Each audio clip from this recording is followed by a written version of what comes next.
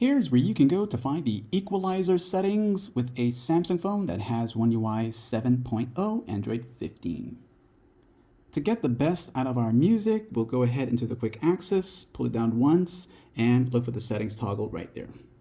Once you enter here, you'll be taken to this section here and go all the way to the part that says sounds and vibration. Once you're here now, go down some more and keep going down until you reach sound quality and effects.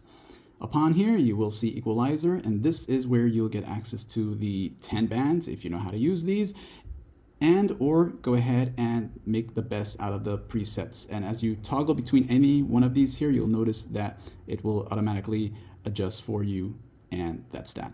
Like and sub.